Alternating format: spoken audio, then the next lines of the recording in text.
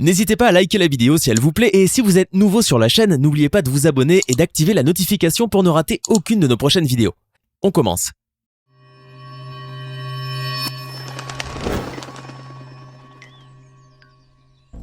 Bonjour et bienvenue à tous. Le Kung Fu Shaolin est un art martial chinois provenant d'un monastère situé au cœur de la Chine, dans la province de Henan, sur le mont Songshan.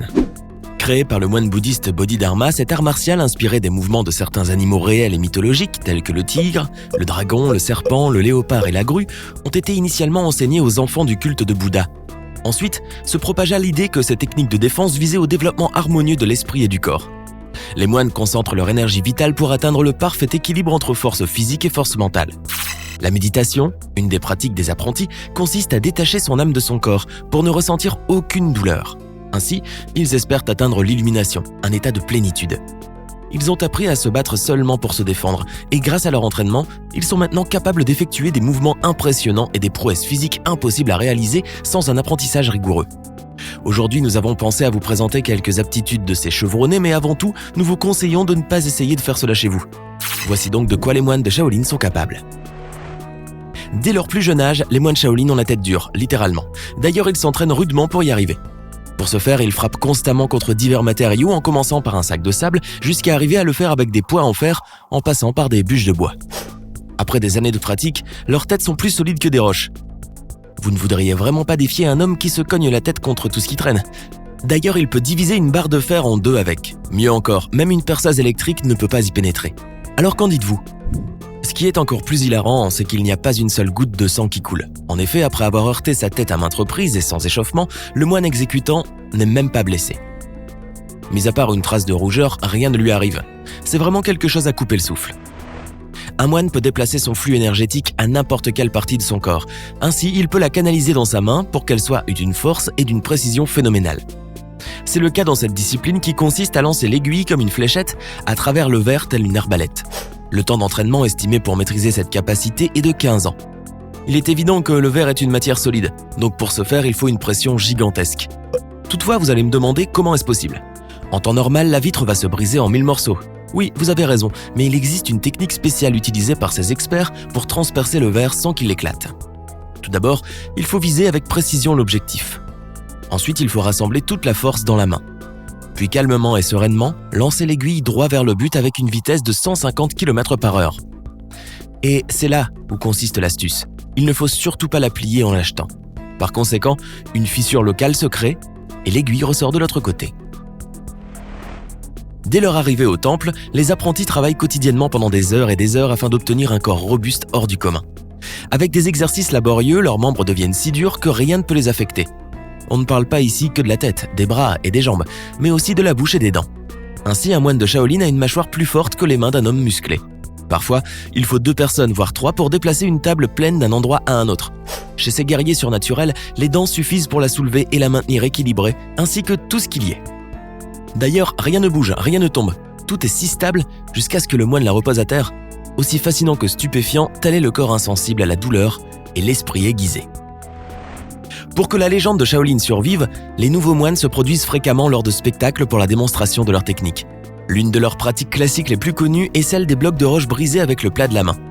Ainsi, la casse, nommée aussi Tam Shiwari, est une performance étonnante qui nécessite un renforcement sur la zone de frappe. Au-delà de l'aspect impressionnant et spectaculaire que peut revêtir ce genre de compétence, il y a avant tout une utilité purement martiale dans l'endurcissement qui exige un entraînement spécifique qui consiste à adapter cette partie du corps à la frappe. Avec le temps, celle-ci devient de moins en moins sensible et développe un effet de conditionnement. Du coup, le cerveau ne traitera plus le message d'alerte, d'où l'absence de la douleur. Ainsi, une épaisse couche de peau sèche et dure, intitulée la corne, apparaît sur la zone soumise au traitement. D'autant plus, ces adeptes utilisent ce qu'ils appellent le Qi, ou l'énergie vitale, pour durcir une zone précise et la rendre ainsi très résistante. De ce fait, ils arrivent à casser chacun des blocs mis en pile avec un seul coup de main intense en unissant la grande force et la meilleure position au moment propice. Et voilà que les pierres se brisent comme du verre. Bien des hommes ont fait l'expérience du coup dans l'autre jambe. Et tous, aussi robustes qu'ils peuvent être, ont ressenti l'intense et la nauséeuse douleur qui irradie dans le dos ou le ventre. Parfois l'impact est encore pire. Ces glandes, riches en vaisseaux sanguins et en air, sont endommagées et des soins d'urgence sont nécessaires. Par contre, si vous balancez un coup de pied dans les parties intimes d'un moine, il vous bluffera avec son immobilité et son insensibilité, quelle que soit l'intensité de votre frappe. Dans l'art du Kung Fu, Cette pratique est dénommée les boules d'acier et consiste à renforcer et à protéger les organes génitaux masculins pour limiter les risques de blessures lors de batailles. La pratique consisterait à réussir à faire remonter les testicules à l'intérieur du corps, ce qui les protège intégralement.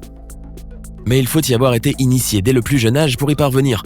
Aussi, la préparation intensive des moines de Shaolin renforce leurs boules. Ainsi, les os de leur pelvis se brisent à de nombreuses reprises et chaque microfracture se répare en renforçant la matrice calcifiée.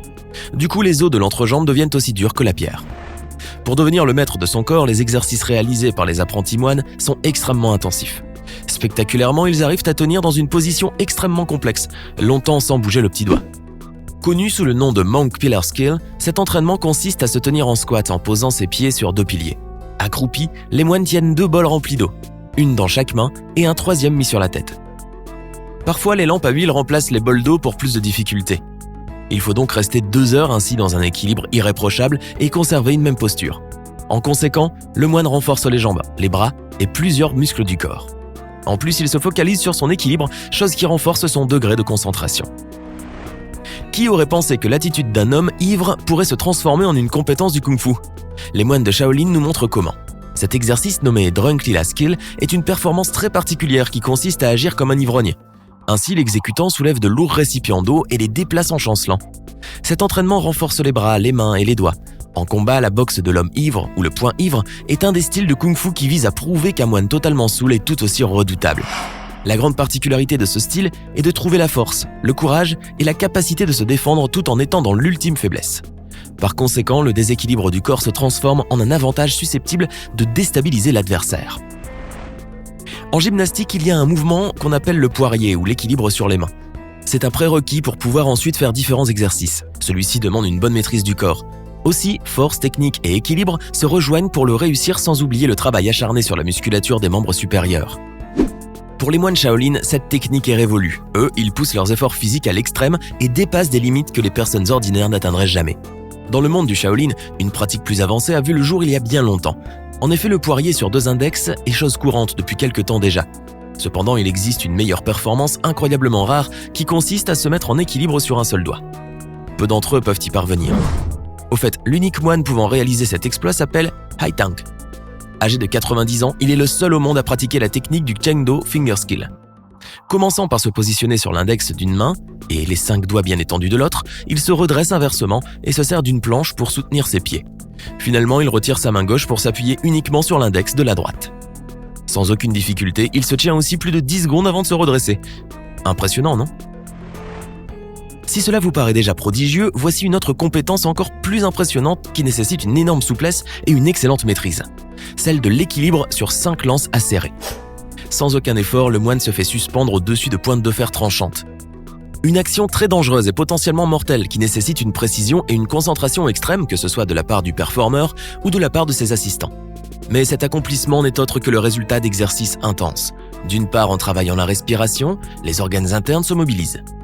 Et plus la respiration d'une personne est maîtrisée, plus le corps et les membres se fortifient, jusqu'à ce que la douleur que provoquent les bouts pointus s'efface. Ainsi, l'auteur de cette prouesse contrôle sa douleur parfaitement et réussit à ne pas se détendre soudainement et finir en brochet. Les lances aussi sont placées sur des points stables du corps de telle sorte que le poids du cascadeur soit réparti de façon égale. Par exemple, s'il pèse 60 kg, seuls 12 kg seraient appliqués sur chaque lance. Du coup, il y aurait trop peu de masse pour qu'elle perce sa peau. D'autre part, les moines participant à la performance jouent un rôle crucial. Ils doivent tous soulever le cascadeur au même moment et surtout rester concentrés le temps de ce tour de force. Si l'équilibre venait à être perturbé, le moine serait transpercé. Un travail d'équipe au résultat extraordinaire. Entre légèreté et force surhumaine, les moines établissent des prouesses que peu de monde arrivent à croire. Ils pratiquent ainsi des techniques centrées autour de l'équilibre, la force, l'endurance et la légitime défense. Ils sont donc capables de supporter un certain niveau de douleur sans sourciller. À votre avis, parmi ces performances, quelle est celle qui vous a le plus étonné ? N'oubliez pas de nous le dire dans les commentaires. Merci et à bientôt. Vous êtes nombreux à écouter les émissions du podcast Le Coin du Crime sur Apple Podcast et à nous le faire savoir. Pour vous simplifier l'écoute, nous avons créé une chaîne YouTube qui retransmettra les meilleures émissions du podcast. L'affaire Grégory, la disparition d'Alexia Daval, la malédiction du gagnant de l'auto. Si vous aimez les histoires de crime et que vous êtes passionné par les faits divers de tous bords, rendez-vous maintenant sur le podcast Le Coin du Crime et sur la chaîne YouTube pour découvrir les grandes histoires criminelles qui ont marqué les dernières années. Le lien est dans la description.